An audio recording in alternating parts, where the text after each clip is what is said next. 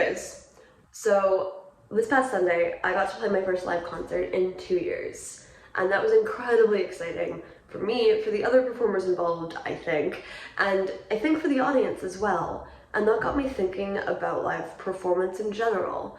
And in a world that has been dominated pretty much exclusively, for good reason, by virtual performance, I kind of want to reflect on like why live performance isn't going anywhere eventually. This is obviously with a caveat of the pandemic is not over.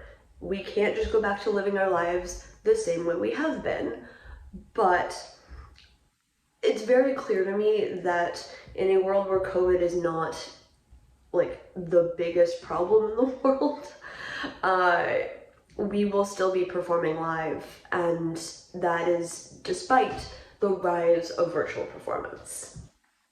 Obviously, I think there are some things that work better virtually. There are some programs that just are really, really difficult to do live, whether it's technically or just like space-wise. There are some really wonderful things about virtual performance, and I mean, I'm one to talk, that's what I do all the time. So it's not like I'm saying that virtual performance should go away. I'm also saying that live is not going anywhere. And I think the major thing with that is it's a very different energy.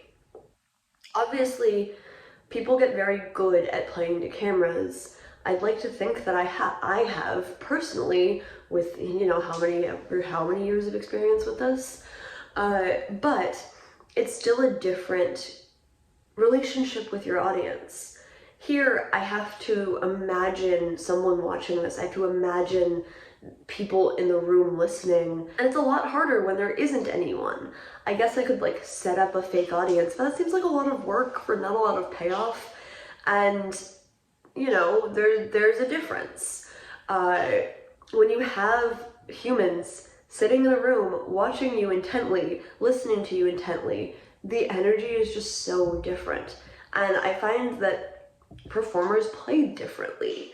I would say I do, and I think most people who know me and have heard me live versus virtually would agree. And it's not a good or bad thing, it's a different thing. You respond to the room that you're in and the audience that you're with, and that changes the performance. There's also the factor of like live performance has varying venues. The most I can do is like play a video in my kitchen again, or like move to a different room of the apartment. And while that, yes, will change things up, it is very different than like going from a super dry acoustic to a super live acoustic to something that has like street sounds or something like that. Like there are many different venues that change the way that performers interact with this space. And that's a really wonderful thing about live performance, is like the space you're in also affects what you're doing. And I know that's true with the virtual stuff too, but most of us have like one setup that we're in, and that's all we're using. And so like, yeah, the variables don't change very often. There's also like some really wonderful things about being able to watch closely the interaction between the performers. Obviously, in streams, particularly like ones where it's just a filmed concert in a concert hall, you can see some of that, but you're also at the whim of whoever's filming the performance. They might want to focus on the pianist when you really want to see the violinist or the clarinet player or whoever it is that you want to focus on. And when you're in person, you can do that yourself. Your eyes will focus on wherever you want rather than having to like watch the camera swing around. You also can put yourself like behind. I know my dad always sits where he can see the pianist's hands because he likes watching the pianist play. And I always like to sit in a situation where I can see the flutist and I can be in the best line of sight to see them interacting with the ensemble, because that's what I care about. Not exclusively, but obviously I'm a flutist. I'm more interested in the flute playing than I am everything else most of the time. It's also, you're able to like really see the intricate like facial expressions and very small cues that people are giving to each other, and even just the physical setting of the stage, of how musicians move into the space, of how they adjust the space for them, how sound people are moving through. Like, you get the whole thing rather than this curated idea of what they want you to see. Yes, with live streams, you do get some of that, but again, it's at the whim of the camera person. They could decide to focus on something that you really just don't care about for a good 5 minutes, while something really interesting is happening that you just can't see.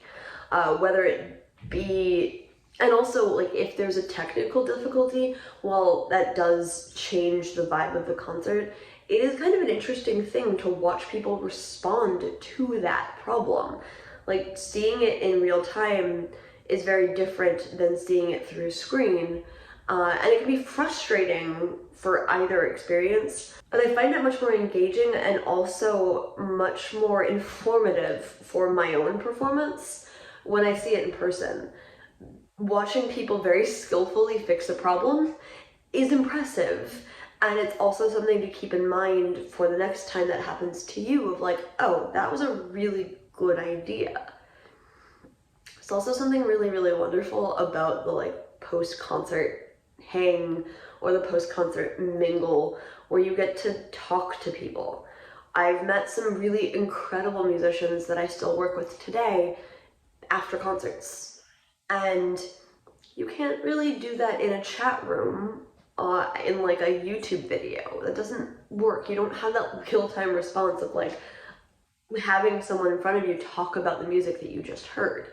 And it's a great networking experience. It's also just like fun and nice, and most musicians like talking about the music that they just heard, so it's a really lovely like community experience that you don't get with virtual performance.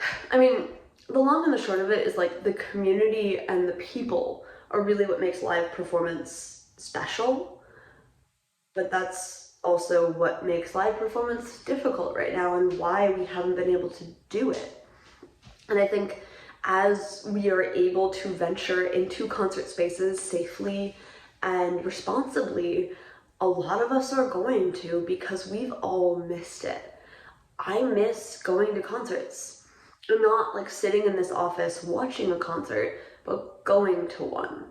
And I don't mind being masked right now. I'm fully vaccinated and I will try as hard as I can to be as safe as I can, but I miss it. And if people are willing to perform with the safety precautions allowing, and people are willing to go, I can't wait to see more live performances happen.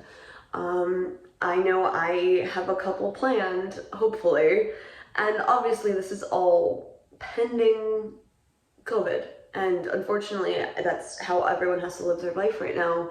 But I think there's a little bit of, tiny bit of optimism happening that maybe we actually can get back into the venues soon, and maybe some of us can actually perform live again.